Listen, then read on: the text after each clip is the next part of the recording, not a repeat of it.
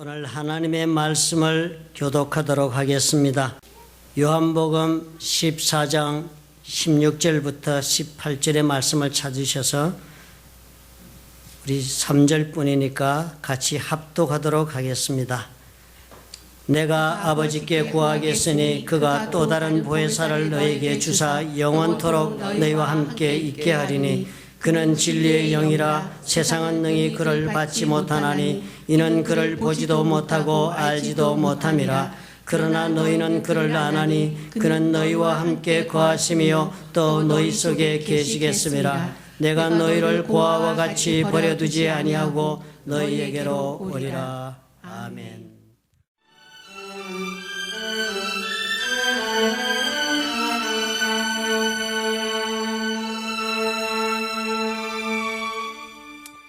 오늘 우리가 읽은 말씀은요, 예수께서 이제 아버지께로 가시기 전에 또 다른 보혜사를 우리에게 보내어 주셔서 그 보혜사가 우리와 함께 영원토록 있도록 해 주시겠다 하고 말씀하신 구절을 우리가 읽었습니다. 예수님의 이 말씀을 듣고 있는 이 제자들은 대단한 위로를 받았을 것입니다. 왜냐하면 이 14장의 이야기가 다 그것으로부터 출발하지 않았습니까? 내가 이제 아버지께로 간다 하시는 말씀에서 출발한 것입니다. 지금 이때까지는 예수께서 함께 옆에 계시고 예수께서 말씀도 가르치시고 먹이시고 입히시면서 함께 걸어온 길이었는데 이제 가장 어려운 때를 맞았는데 예수님께서 말씀하시기를 내가 이제 아버지께로 간다. 얼마나 큰 충격을 받았겠습니까? 그래서 내가 가더라도 이제 주님께서 약속을 해주시는 말씀이 또 다른 보혜사를 보내주도록 하겠다 그랬으니까요. 대단한 약속을 주신 것이고 엄청난 위로를 받았을 것입니다. 예수님으로 생긴 공백이요, 이제 보혜사가 오셔서 당연히 채워주실 것으로 기대해도 좋을 것으로 주님 말씀하시니까요. 나 홀로 이제 어떻게 살아갈까 하고 두려워하며 불안해하던 그 제자들의 마음속에 새로운 소망과 기대가 생긴 것입니다.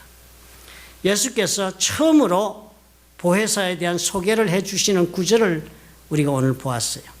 그리고 이렇게 예수께서 하나님 아버지께 구한 대로, 그렇게 구하신 대로 주님께서 감람산에서 수많은 제자들이 보는 가운데 하늘나라로 올라가신 후에 제자들은 주님의 말씀을 따라 다락방에 모여서 기도하고 있었습니다. 약 열흘 동안 그들이 열심히 기도하고 있는데 제자들에게 하늘로부터 불과 같이 그리고 바람같이 성령이 임하신 역사가 사도행전 2장에 기록되어 있지 않습니까? 우리는 그것을 성령 강림 사건이라 그렇게 부릅니다.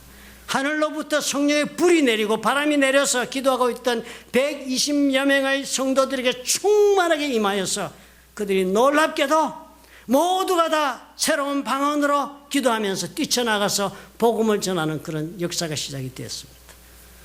놀라운 하나님의 역사를 그들은 그래서 경험했고 전하기 시작했습니다.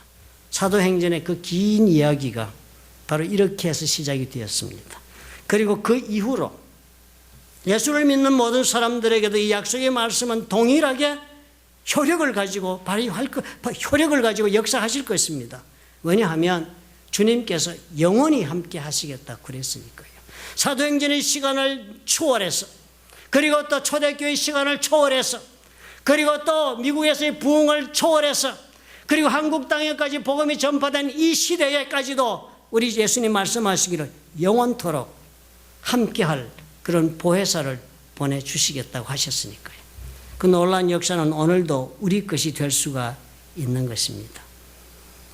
그러나 대부분의 성도들은 그럼에도 불구하고 이 보혜사란 이야기를 듣거나 성령님에 대한 이야기를 들으면 마치도 안개 속을 걷는 것처럼 그렇게 애매모호하게 생각하고 대하고 있는 것도 사실입니다. 그렇지 않아요? 누가 성령에 대해서 말을 하거나 혹은 또 성령을 받았다 그렇게 말을 하고 성령께서 인도하신다라고 말을 하면 이게 도대체 무슨 말인가? 어떻게 돼서 저 사람은 저런 말을 할까 하고 우리는 의아해하고 생각을 합니다. 머릿속으로는 그런 생각을 하지요. 여러 사람 보았으니까요. 성령을 받고 방언해라. 그리고 막 이상한 언어로 기도하는 것도 보고 거부감도 마음에 생기고 그래서 마음속에 생각을 합니다. 성령 충만 받으면 광신자 된다. 이런 두려움도 가지고 있는 거예요. 성령 받은 사람들은 뭔가 좀 이상해. 비정상적이야 라고 생각하는 성도들도 수도 없이 많은 것입니다.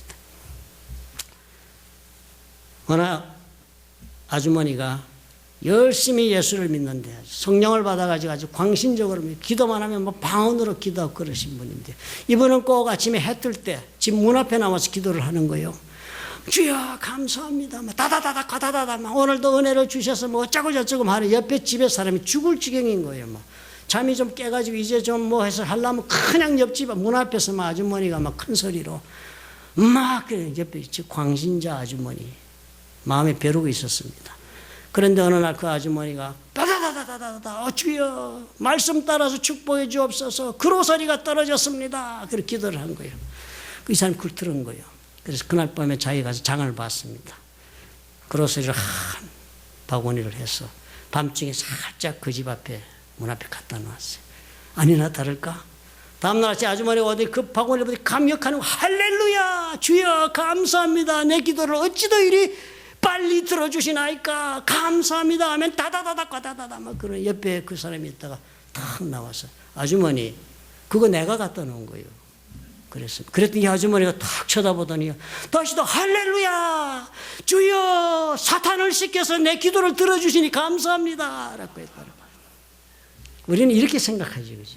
성령 충만한 사람들은 뭔가 좀 달라. 도대체 감당할 수 없는 사람들이에요. 우리 그렇게 생각하기 쉽습니다. 여러 종류의 선입견을 우리는 가지고 신앙생활 하지요. 그렇다면 우리는 이렇게 생각해 보면 이해가 되겠습니다. 예수님은 그럼 뭐라고 그러셨나? 예수님은 이 성령님에 관해 뭐라고 말씀하셨느냐? 이것을 생각해 보면 되겠습니다. 예수님이 떠나시면서요. 이제 후로는 영원히 함께 있어 줄 분이 바로 이분이라고 하셨으니까 무시하고 산다는 것은 현명한 선택이 되지 못할 것입니다.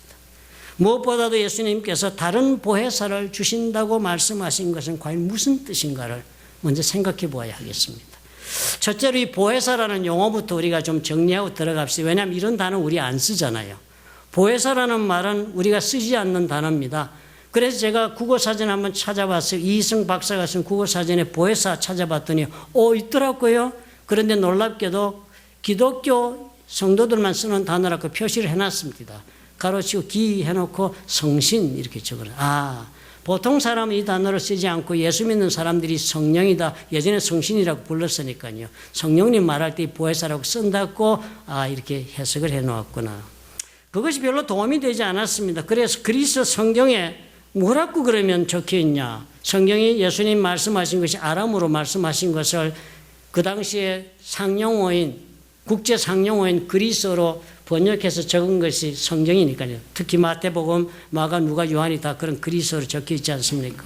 그걸 찾아보았더니 이렇게 적혀 있어요. 또 다른 보혜사를 보냈다는 단어가 알론, 파라클레톤, 도세이, 후민. 내가 너에게 다른 보혜사를 주겠다. 목적격이니까 알론, 파라클레톤이. 주격으로 바꾸면요. 알로스란 단어와 파라클레토스라는 단어가 됩니다.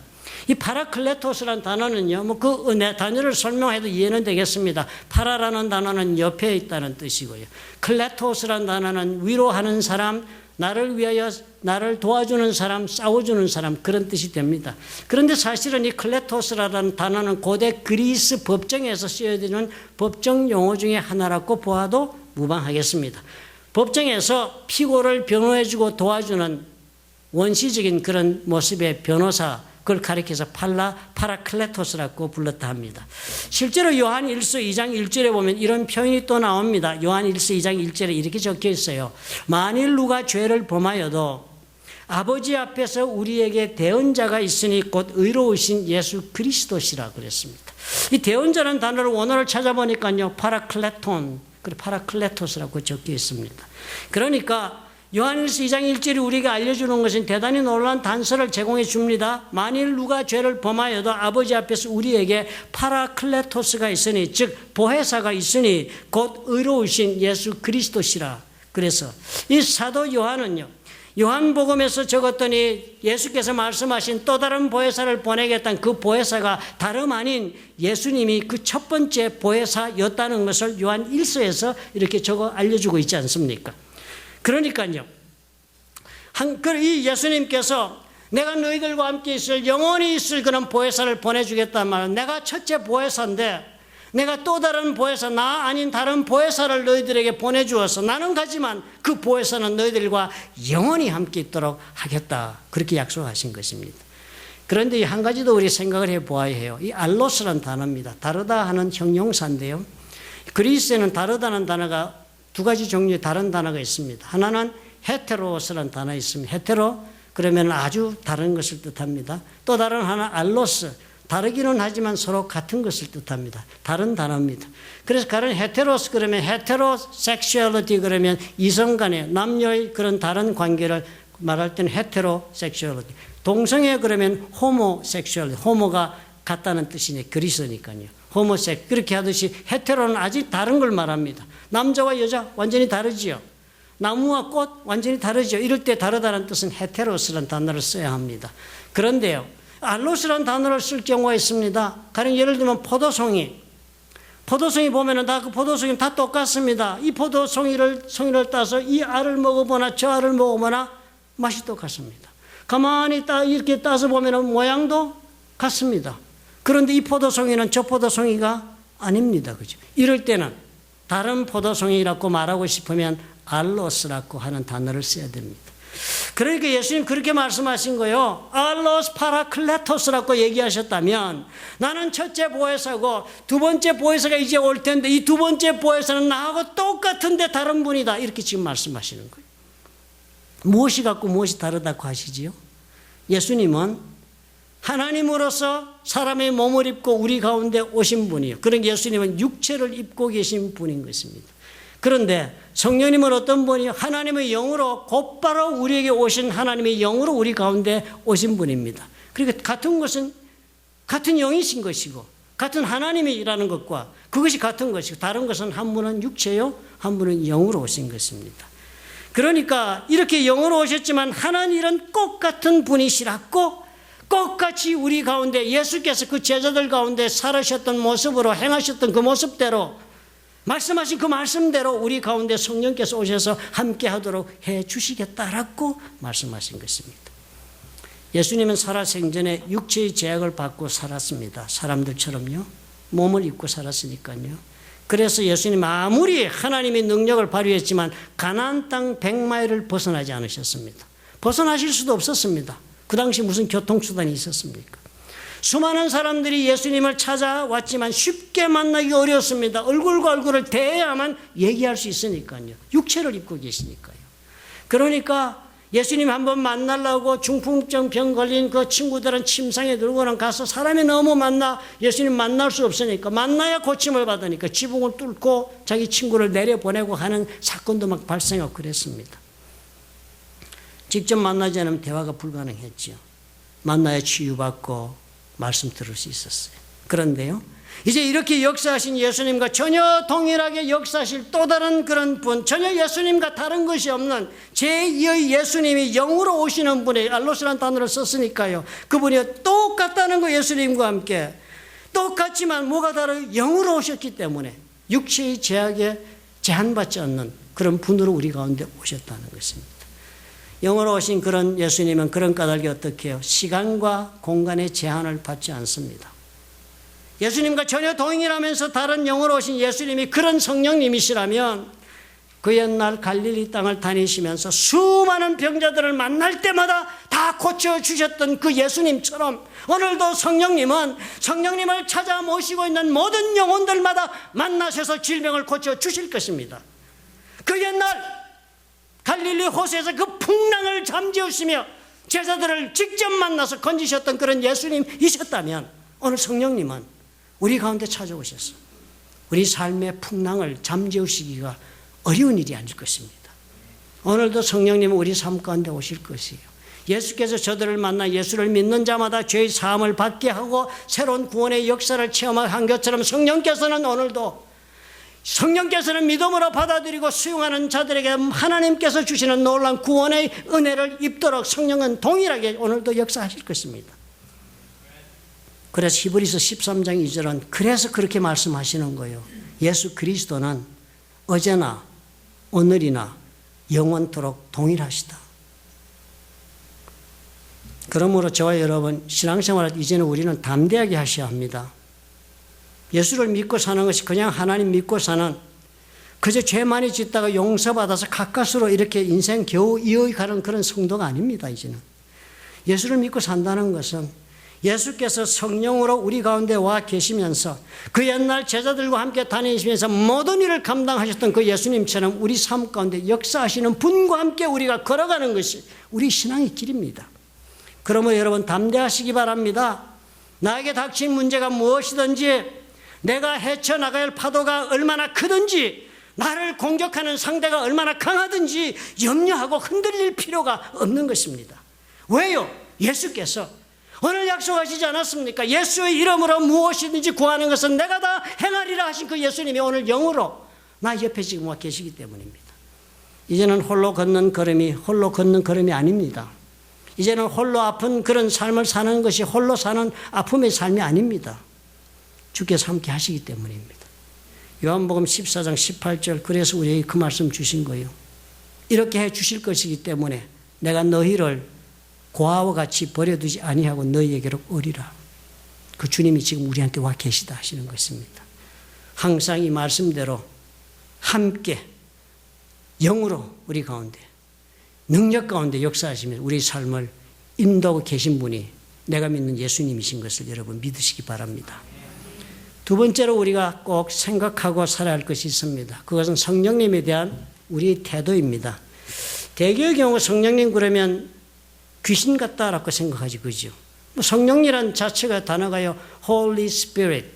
그런 영이니까, 영어는 또 옛날 사람들은 Holy Ghost라고도 부릅니다. 그래, 사람들이 다 귀신이 막 그렇게 활동하지, 성령도 그렇게 막 그렇게 역사하실 것으로 그렇게 애매하게 생각하지요.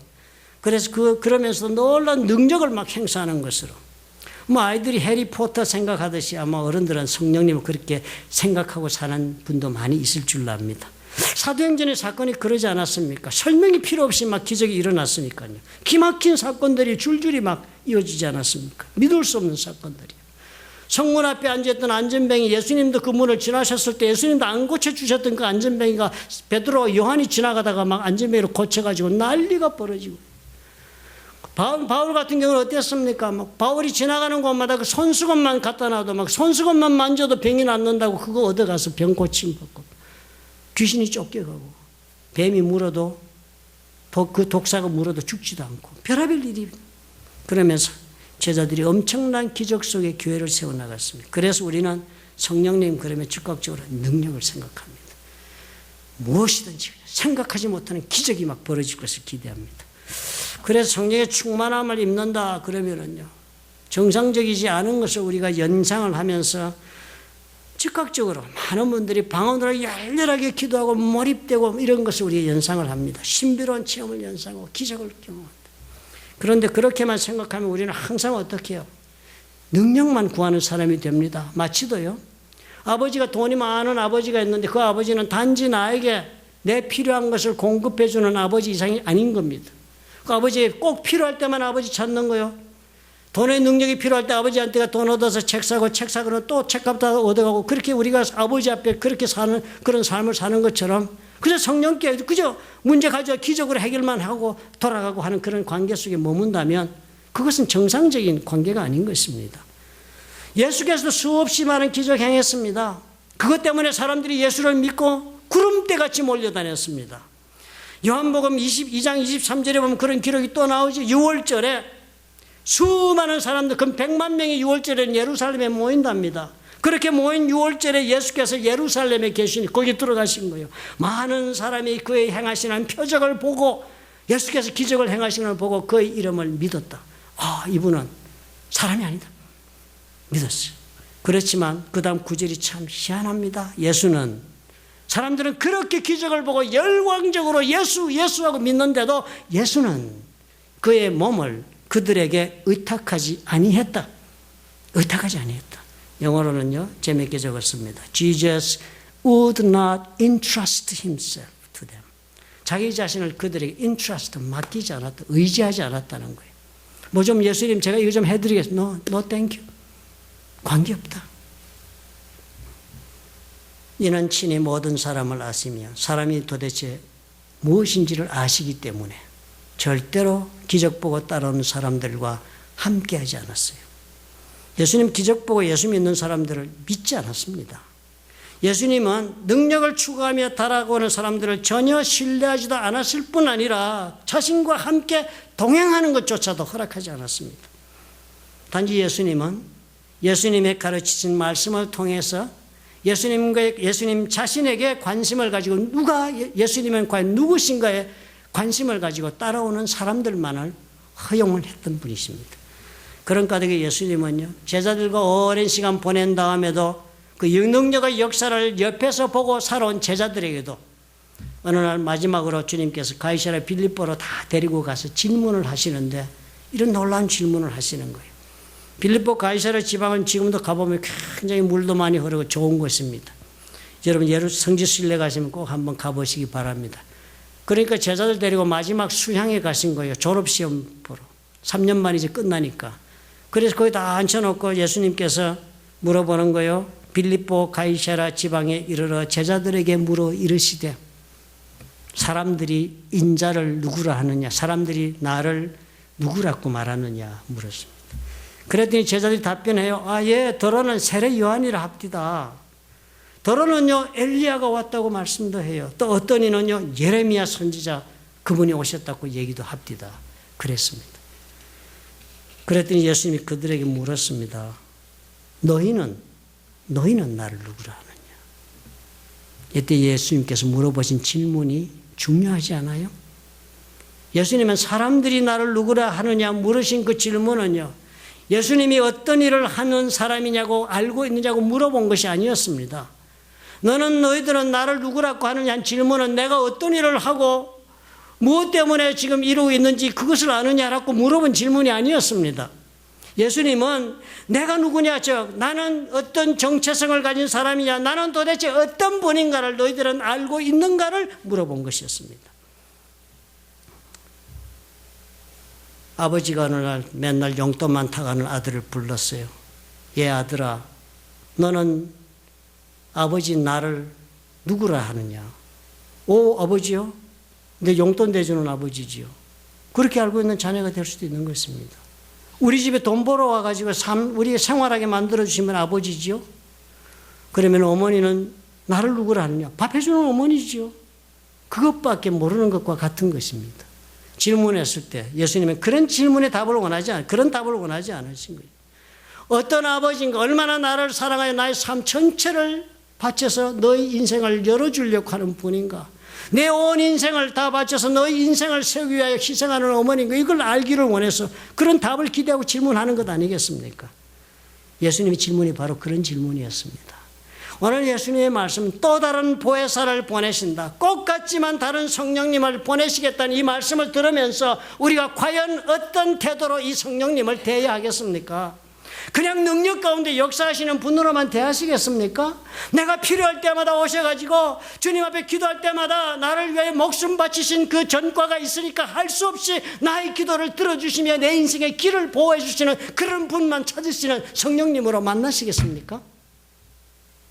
돈만 얻어가는 아들보다 못한 성도가 되는 것입니다.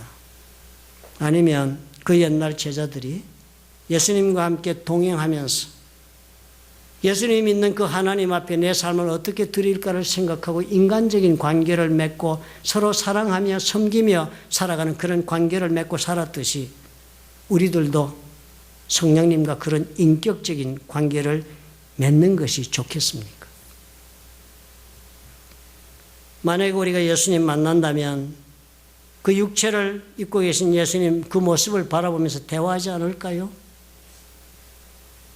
예수님이 무엇을 좋아하며 무엇을 원하는지를 우리는 마음속 깊이 헤아려 보려고 애쓰지 않을까요?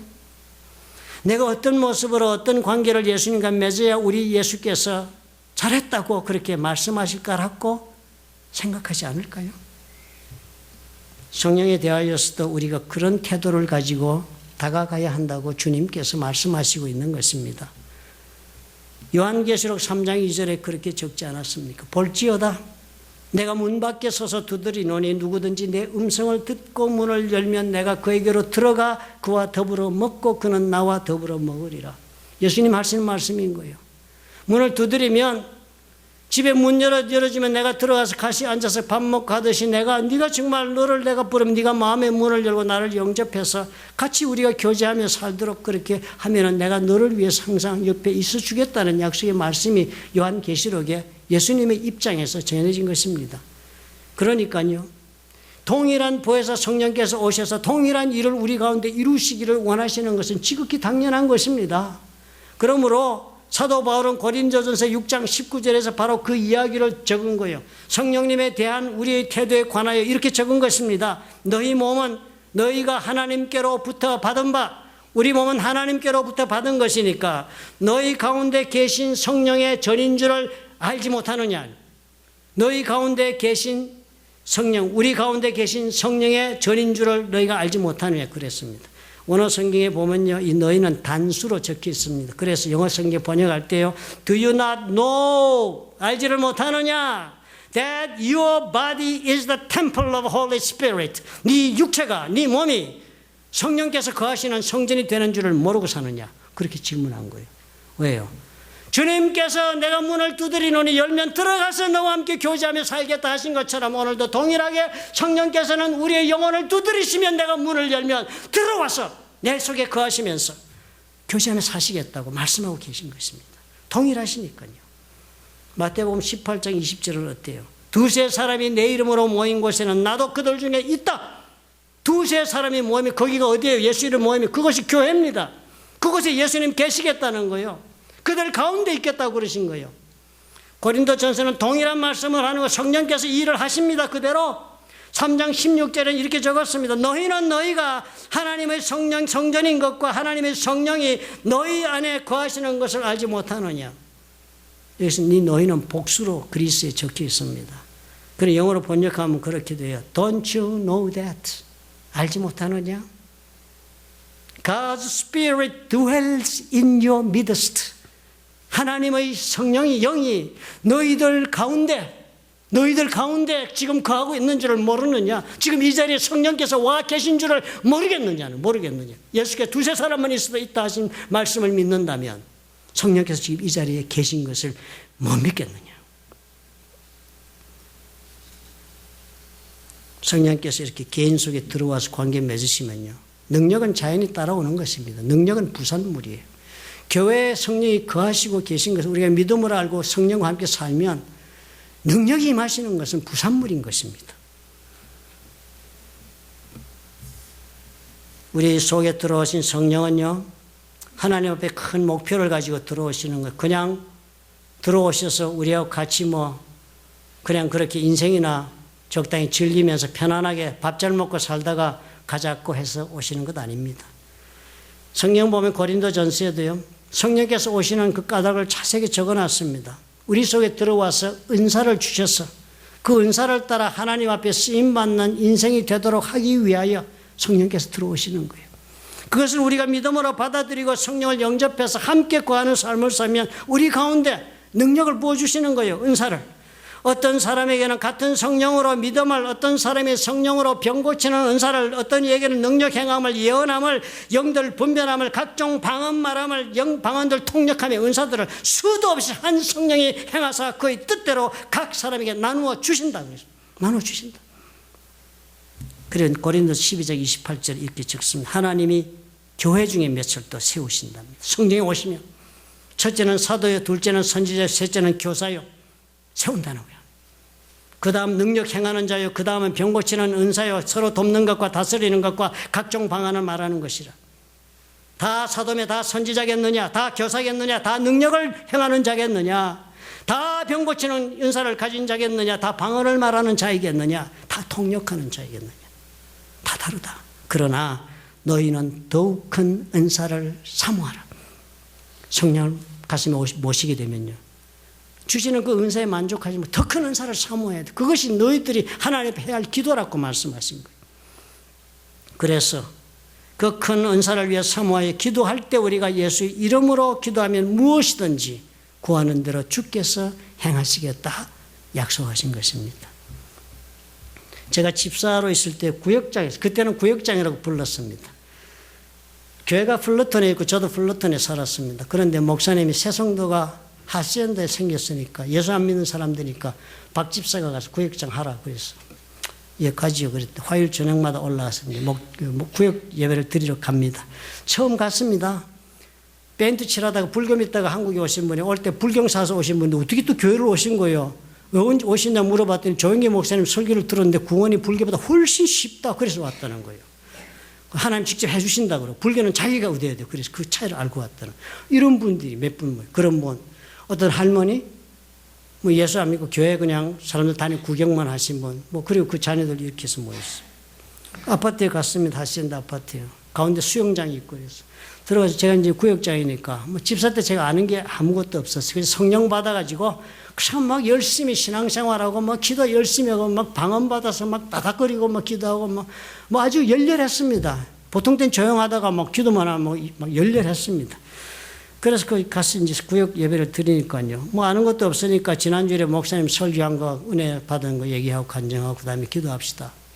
처음 예수 믿으면 기도 뭐 알아요. 그 사람 그냥 고개 숙이더라고. 고개 숙 있는데 저야 그렇지요. 이 좋은 기회를 내가 놓칠 수 있습니까? 그러나 하던 대로 나는 기도를 시작한 거예요. 막 따다다 뿌다다 막 방언을 막 어떻게 할 수 없으니까 그 위압감을 이기기 위해서라도 막 열심히 막 내 온 정성과 힘을 다해서 막 방언으로 막 기도를 했어요. 얼마나 시끄러웠겠어요. 막 기도하니까 이 사람들이 막 중얼중얼 자기들도 이제 나에 대한 예의 때문에 중얼중얼 하면서 약간 분위기를 맞추면서 기도하는데 기도해도 아무 반응이 없어. 그때는 막 한 사람 한 사람 이름을 불러가면서 막 주여 은혜 달라고 막 죽을 듯이 힘을 다 기도를 하다가 막 한 3, 40분, 1시간 기도한 거예요. 그래가지고 대접해주는 밥을 먹고 문을 열고 나왔는데요. 문 앞에 신발이 없는 거예요. 아파트 앞에 쫙 벗어놓고 들어가 신발이 다 사라진 거예요. 신발 아무리 찾아도 신발이 없는 거예요. 그래가지고 주인장 발이 나보다 2배는 큰데 그 아저씨 스리퍼를 빌려 신고 집으로 왔습니다. 다음날 주일날 그 집사님 신발을 가져와 쓰레기통에서 찾았다고. 옆집에서 너무 시끄럽게 하니까 그 들고 가다 그냥 갖다 버려버린 거예요. 그렇게 해서 했는데요. 그 구역 식구들이요. 참 마음이 하나님께 은혜를 주셨나 봐요. 우리 구역장처럼 우리도 저렇게 막 방언받고 기도 한번 해봤으면 좋겠다 이런 소망을 가진 거예요. 이 말씀처럼 그 은사를 우리도 얻어야 되겠다고 사모한 거예요. 그래 어더니 뭐 얼마 안 돼가지고 뭐 폭탄처럼 터지면서 막 방언들을 하기 시작하는 거예요. 그래서 그 구역에 한 분은 장로님 되셔가지고 훌륭하게 교회를 섬기고 계시고요. 그분의 그 중에 젊은이 한 분은 플러 신학교 가서 선교사 돼서 몽고에 가 있고요. 뭐 이런 놀라운 변화가 그 목장에 다 그 구역에 벌어진 적이 있었습니다. 그 가운데 한 처음 예수 믿는 젊은 여자가 또 전도를 받아서 그 목장에 시끄럽게 기도하는 것을 이상하게 생각하고 구경을 왔습니다. 와봤더니 이상한 게 아니고 여기에 뭔가 있다는 그런 생각에 사로잡혔습니다. 열심히 교회로 오니까 그분의 남편이 중국 사람이었습니다. 우리 마누라가 왜 화요일 날 저녁에만 되면 12시가 돼야 들어오나 싶어가지고 기다리다 어느 날은 따라왔습니다. 예수를 안 믿지요. 한국말도 모르고. 우리는 또 그분 위해서 특별히 영어를 할 만큼 우리는 또 세련된 사람들도 아니고 우리는 그저 한국말로 하는데 옆에 와서 앉아 있는 거예요. 계속 앉아서 성경을 보기도 하고 뭐 이러면 시간 보내고 예수도 안 믿고. 그런데 아마 부인한테 얘기를 들었나 봐요. 지금 뭐 하고 있는 일들인지를 들었었나 봐요. 어느 날 우리에게 얘기를 하는 거예요. 사실은 자기가 고민이 있다. 영어로 얘기를 합니다. 이름이 데이빗 리입니다. 자기가 아버지 은퇴 자금을 다 몽땅 털어가지고 사업에 투자했는데 지금 사업이 오다 하나 없이 지금 다 시작했는데 망하게 생겼다는 거예요. 너무 고민이 된다는 거예요. 아버지가 그냥 연금 다 털어놨는데 자기를 위해서. 그래서 그걸 위해서 좀 기도해주면 고맙겠다고. 그러니까 귀가 번쩍 뜨면 그렇지. 하나님이 이 사람 예수 믿게 하려고 혹시나 죽으라고 기도하면 또 답 주시면 살 수 있으면 되지 않을까. 우리가 no problem 막 이러고 막 또 기도하고 붙잡고 기도했습니다. 막 이 사람 예수 믿게 해달라고 사학기도 제쳐놓고. 그럼 이 사람 열심히 그러더니 그 다음 교회까지 따라 나왔어요. 그런데 교회 와가지고 이제 못 알아듣잖아요. 그런데 마침 그때 영어 한국어 잘하시는 어떤 분이 한 분 계셔가지고 동시통역기를 사가지고 자기가 통역을 해주기를 듣고 이래서 신앙이 들어오기 시작했습니다. 한 달쯤 지났는데요. 간증을 하는 거예요. 놀라운 일이 자기 삶에 벌어졌습니다. 죽을 것 같은 이 사업이 소생을 해가지고 지금 주문도 받고 지금 살아나기 시작했다는 거예요. 그러면서 이것은 분명히 하나님이 하신 것이라고 자기가 믿는다는 거예요. 그래서 자기 앞으로 예수 믿겠다고 선포를 한 것입니다. 그리고 예수를 믿는데요. 얼마나 잘 믿는지 몰라요. 우리 목장에 우리가 뭐 기도하고 이러면 자기도 막 그런 은혜를 받고 같이 기도하고 그랬습니다. 사업이 날로 장성하게 컸습니다. 그러자 우리 목장에서 조영건 선교사를 중국으로 파송하는 일이 우리 목장에 힘을 쓰자. 그랬더니 이분이 결심을 하는 거예요. 중국에 가면 자기 고향도 중국이니까. 대만이지만 중국 쪽이니까요. 근데 자기도 도와야 되겠다 생각을 하고 우리도 몰랐습니다. 자기 사업체에 법인카드, 크레딧카드, 언리미티드 카드 한 장을 조영건 선교사에게 준 거예요.